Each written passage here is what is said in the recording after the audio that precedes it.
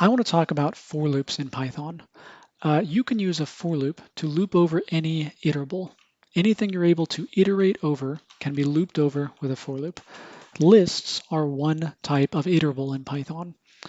So we've got a list here, favorite fruits, and we're saying for fruit in favorite fruits, print fruit. So Python is going to take each of the things inside of favorite fruits, give that back to us using the variable name fruit, and then we're using that variable name to print that object out, which they all happen to be strings in this case. You can use this for anything that's an iterable. That includes lists, sets, tuples, strings, dictionaries, files, generators, and just a whole bunch of other things in Python. Anything you can write a for loop to loop over, it's an iterable. You will sometimes see people do this with their for loops. I don't recommend this. For I in range of len, favorite fruits, and then print favorite fruits I. There's a couple reasons I don't recommend this. The first one is that Pepe, the official Python style guide, it recommends against it. That's a pretty good reason.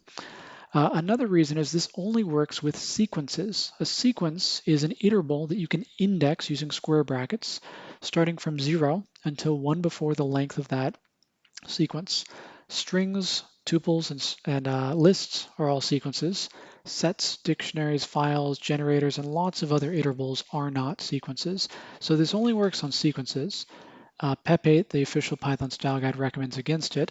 But the biggest reason not to use this is really like getting into a house by instead of going in the front door, walking around the house and then going in the back door.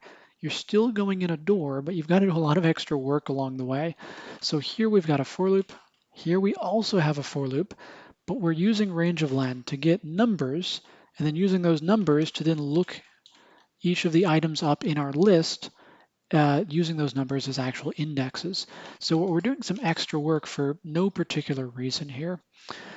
Not only that, we're focusing on the wrong thing. We're focusing on the index. We're giving a variable name to the index. We're not giving a variable name to the most important thing here, the actual object, the item we're working with.